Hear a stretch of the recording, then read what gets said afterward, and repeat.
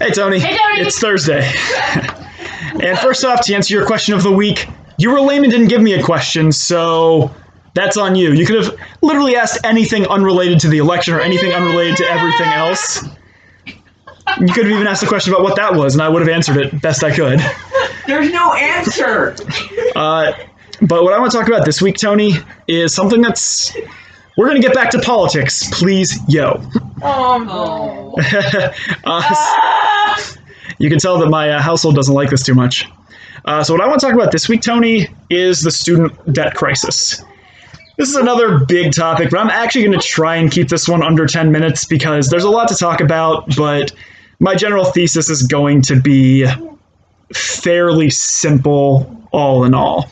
That's a lie. Simple, Josh. That's cute. I feel like I'm being attacked right now. You are. So the reason why I want to talk about that this week is because this past week, Senate Minority Leader Chuck Schumer teased some of the Biden student debt plan, and it's understandably gotten some reactions, some good, some positive, some not so positive, and some extremely negative. And I kind of want to talk about some of my personal thoughts on the student loan crisis and this plan.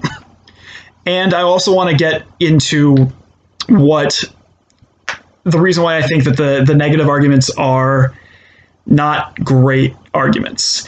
So first off, what the plan is to give students essentially a $50,000 credit towards student loans. Now, the student loan costs in America, or the total amount of student loans in America right now is $1.4 trillion. For some look at that, the gross domestic product of our entire country is a little over 20 trillion. So the student loan itself matches about 1/20th of the U.S. gross domestic product. And the U.S. is the largest economy in the world. So this is that's a very sizable number. Do we know if we're the largest economy in the world? It's either us or China. I think we're still technically the largest for now, but China has been expanding like crazy for about 10, 15 years. Yeah, probably 20 years. So the plan itself, I think, has some promise. There are a lot of reasons why the student loan crisis has gotten to be so massive. And it all kind of goes hand in hand. One aspect of it is high schools and guidance counselors really pushing people towards college. I mean, you and I went to a good school that had many people go to college, in no small part because we were in a college town.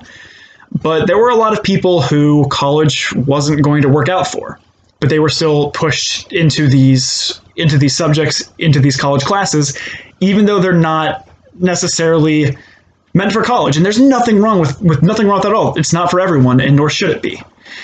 So that's one issue. And with that large demand for education, a lot of schools have been able to up their prices because they understand that, all of these students are going to want to go to college. And in also part, in so many jobs in our country, it requires a 4-year degree to get anything good. Now, there's certainly some exceptions, but generally, you won't get a high-paying job unless you have at least a 4-year degree, and in so many cases, you need more than a 4-year degree. Like, I've known many people who have their degrees, got their bachelor's degrees, and make like $30,000 a year, which is not a lot. And this has kind of led into this huge uptick in student loans. Student loans you can't get rid of in almost any situation. Like if you declare bankruptcy, you still have your student loans on your record. It's easier to lose like a house mortgage than it is to lose your student loans. And that's absurd to me. There should be ways for people to actually get through and waive off their loans, especially because it can be so expensive. So like I was very lucky. I graduated undergrad with no debt. That was through a combination of mom and dad, my own work, but I was a fortunate one, which is why I was able to go to a really good law school and pay a lot of money for that, which I'll kind of get to that in a little bit. But other people who didn't have that same benefit owe $40,000, $50,000, $60,000, $100,000 in debt, and a lot of them didn't even get their 4-year degrees.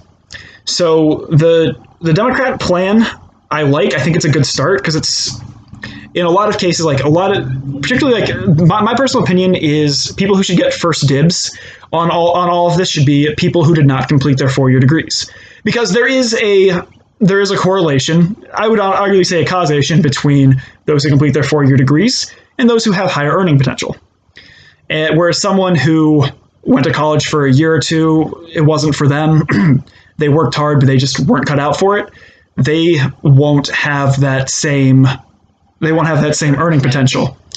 And I think it should be the same for most grad schools. If you get a graduate degree, again, your expectation of salary is going to be considerably higher than someone who just has a 4-year degree.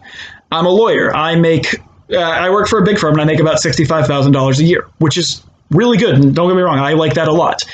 But I also have the extra degree on top of it, the advanced degree, and the experience of being an attorney in this area for several years now.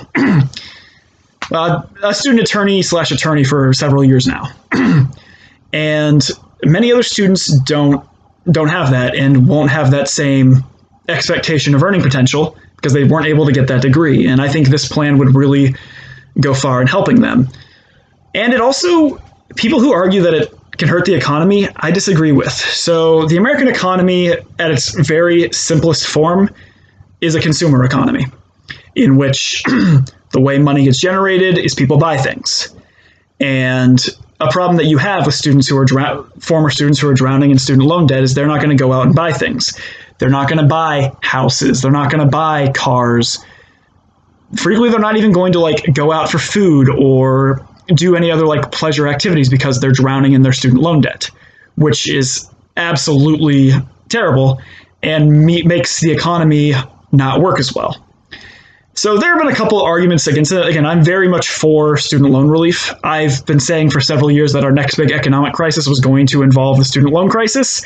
I was incorrect because COVID, but my point still stands. I think we're going to have a real, it might not be in a couple of years, but I'm honestly going to guess in the next 10 years, if the student loan crisis continues the way it is, we're going to have an economic downturn that's going to be even worse than the recession, especially after a pandemic that has cut so many jobs. Now, one of the frequent arguments that I've seen on why they don't think this is a good idea is the classic terrible argument of, oh, well, I worked hard and paid off my student loan debt, therefore they should have to do it as well. And I just think that's just a bad argument. In my personal opinion, one of the aspects of society and really one of the drives of society is general betterment. And by trying to force people to go through the same type of stuff you did, it cuts that general betterment. And particularly when it comes to the student loan crisis, you'll have students who go with whatever job they can get that pays a lot, even if it's not something they're passionate about, even if they're really set up, they should really be great at something else. I honestly think that a lot of the student loan crisis is going to really start to quash a lot of innovation because students and former students work frequently several jobs, work really hard to try and just pay off their student loans, and it doesn't allow them to focus on some of their bigger ideas that can create a societal betterment. There we go. Tripped up my words a little bit there. So it's a really big subject. It's a really big topic. There's a lot of strong beliefs on both sides. Again, I'm absolutely for student debt relief. I think that students who are unable to finish their degrees should absolutely have that waived because they're not going to get that same economic expectation that someone who completed their 4-year degree or someone who completed an advanced degree will have. And that's a problem. And this also goes to one of the opinions I've had for a long time, which is tripod is wonderful. But one of the opinions I've had for a long time, insofar as we need to stop prioritizing college education and start prioritizing things like trade schools, things like apprenticeships for people who college just isn't for them because it's not for everyone. And those people deserve to be able to make as much of an economic impact as someone who completed a 4-year degree does. So Tony, my question for you is, what are some of your thoughts on the plan for $50,000 per student in student debt relief? Tony, I'll see you on Monday. Later, bro.